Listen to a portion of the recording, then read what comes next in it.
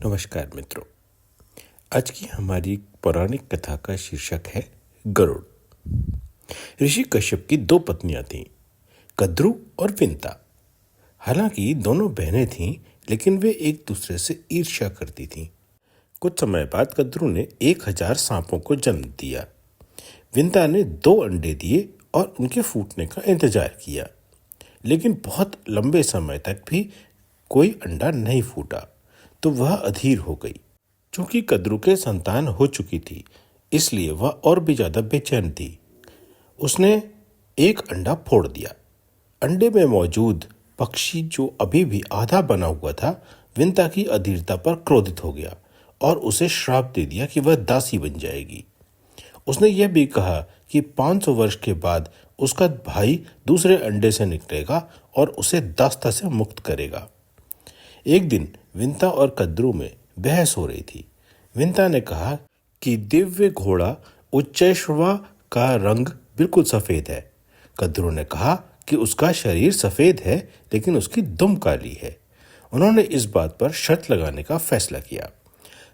जो जीतेगा वह दूसरे का गुलाम बन जाएगा।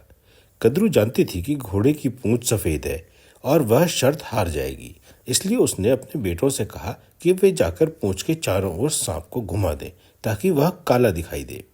लेकिन सांप इस चाल में फंसना नहीं चाहते थे, इसलिए वे चुप हो गए। कद्रु अपने पुत्रों की अवज्ञा से बहुत क्रोधित हुई और उन्हें श्राप दिया कि वे सभी एक यज्ञ में मर जाएंगे। जब कश्यप को अपने पुत्रों पर श्राप के बारे में पता चला, तो वे मदद के लिए ब्रह्मा के पास गए। ब्रह्मा ने कहा, सांप जहरीले और दुष्ट हैं, वे मरने के ही लायक हैं। कश्यप द्वारा बहुत विनती करने के बाद ब्रह्मा ने अंततः उन्हें अनुमति दी कि जो सांप अच्छे हैं वे जीवित रहेंगे। इस बीच अपनी मां के श्राप को सुनकर डरे हुए सांपों ने उनकी आज्ञा का पालन करने का निश्चय किया। वे घोड़े की पूंछ पे लिपट गए और उसे काला कर दिया।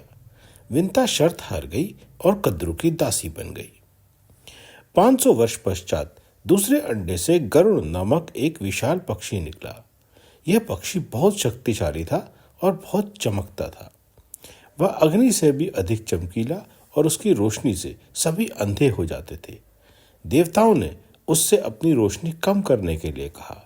उस बेचारे को भी अपनी मां की तरह कद्रु और उसके पुत्रों का दास बनना पड़ा। एक दिन कद्रु ने गरुड़ को अपने और अपने बेटों के लिए एक द्वीप खोजने का आदेश दिया। गरुड़ ने उन्हें अपनी पीठ पर बैठाकर उड़ान भरी और समुद्र के बीच में एक सुंदर द्वीप पाया। लेकिन कद्रु और सांपों को वह द्वीप पसंद नहीं आया। उन्होंने गरुड़ से दूसरा द्वीप पर चलने के लिए कहा। गरुड़ उन्हें फिर दूसरे द्वीप पर ले गया, लेकिन वह इस तरह घूमते घूमते तंग आ चुका। अपनी सौतेली माँ और सौतेले भाइयों का दास होने के नाते उसने अपनी माँ से पूछा, हमें गुलाम की तरह क्यों रहना पड़ता है? विंता ने उसे शर्त के बारे में बताया कि वह कैसे कद्रु की दासी बनी। कहानी सुनने के बाद गरुड़ ने सांपों से पूछा, मैं खुद को और अपनी माँ को तुम्हारे बंधन से कैसे मुक्त करा सकता हूँ? मुझे ऐसा क्या करना चाहिए कि तुम हमें अपनी गुलामी से मुक्त कर दो? सांपों ने उत्तर दिया, हम चाहते हैं कि तुम हमारे लिए अमृत या दिव्य पेय लाओ जो हमें अमर बना दे। फिर हम तुम्हें और तुम्हारी माँ को मुक्त कर देंगे।